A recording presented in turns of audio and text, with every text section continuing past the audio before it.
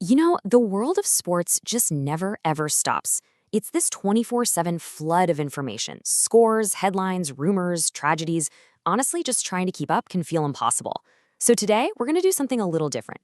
We're going to take a core sample. We're freezing a single 24-hour period just to see what we find when we drill down through all the different layers. Let's see what we can uncover. Yeah, just think of it as a wall of noise. Every single day, thousands of stories are all competing for our attention all at once. It's a total chaotic mix, and our goal here is to find the signal in that noise, to really understand the different frequencies that make up the soundtrack of sports on any given day. And just look at what one day gives us. A major golf tournament swinging on a knife's edge, a truly heartbreaking death on the pitch, a massive business deal getting shut down, a legendary striker hitting an absolutely insane milestone. It is all happening at the exact same time. Now, these aren't connected stories, but together, they form the layers of this ecosystem that we're about to explore. Okay, so first, let's look at that top layer, the one everyone sees. This is the main event, right? The pure sporting drama that just captures the global imagination. And today, the perfect example is the Ryder Cup. So what we have here is a classic David versus Goliath setup, but with a little twist. You've got Team USA playing on their home turf at Bethpage Black. They're the favorites. They've even got former President Donald Trump in the crowd cheering them on. But it's Team Europe, led by powerhouse players like Rory McIlroy and Jon Rahm, who have come out just swinging and stunned everybody. This is pure, unscripted drama. And this just brilliantly illustrates the atmosphere. The Ryder Cup is famous for its passionate, sometimes pretty rowdy crowds. This heckle was directed at one of the European players, but the best part? His teammates, Rory McIlroy and Shane Lowry, actually thought it was hilarious and applauded the fan. It's that unique blend of intense competition and good-natured rivalry that makes it so compelling to watch. So, after all the shots and all the cheers, the day ends with a hard fact, a 3-point lead for Europe. This single number. It's the tangible result of all that spectacle, and it sets the stage for everything that's going to come next. But look, the spectacle on the field is only part of the story. Beneath the surface, there's a whole other game being played 24/7.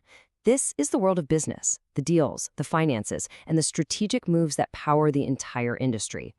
For instance, take the transfer market. On the very same day as the Ryder Cup, headlines are buzzing about the Crystal Palace captain Mark Gay. Liverpool is interested. His club seems to be accepting that his time there might be ending, and Gay himself is reportedly ready for a bigger stage.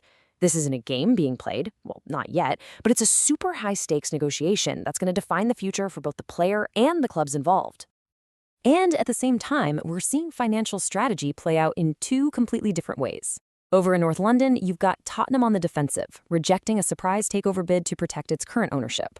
Meanwhile, Manchester City is on the offensive, trying to secure its future by signing a really talented young player, Nico O'Reilly, to a new long-term deal. So one is about holding your ground, the other is about building for tomorrow. Both are happening right now. But sports isn't just spectacle and business, right? At its very core, it's about people. And when we drill down to this final layer, we find the most powerful stories of all, the incredible highs and the devastating lows of real human lives. Let's start with a moment of pure triumph. In his very first season with Bayern Munich, Harry Kane scored his 100th goal for the club. He did it faster than Cristiano Ronaldo, faster than Erling Haaland. It is a historic achievement, the absolute peak of athletic excellence. And, even Kane himself seems to be in awe of it. That quote, "It's crazy even for me," it just perfectly captures that feeling of reaching a milestone that puts you in the company of legends. It reminds us that behind all the stats is a person experiencing a career-defining moment. And then, the entire picture shifts, because on the very same day that we celebrate a historic achievement, the sports world is also forced to confront immense loss. The game we love has a profound and sometimes tragic human cost. Today's news includes two just devastating stories. Former Arsenal youth player Billy Vigar died from a brain injury he suffered after colliding with a concrete perimeter wall during a match, a tragedy that has sparked calls for immediate safety reviews. And at the same time, right in the middle of the Ryder Cup spectacle, American golfer Jake Knapp is playing while mourning the sudden death of his 28-year-old girlfriend, McKenna White, just before the tournament. These aren't just headlines, they are heartbreaking realities. So, when we pull back and look at our 24-hour core sample, what have we actually learned? Well, we've seen how these seemingly separate stories are really interwoven parts of a much, much larger ecosystem. It all exists together.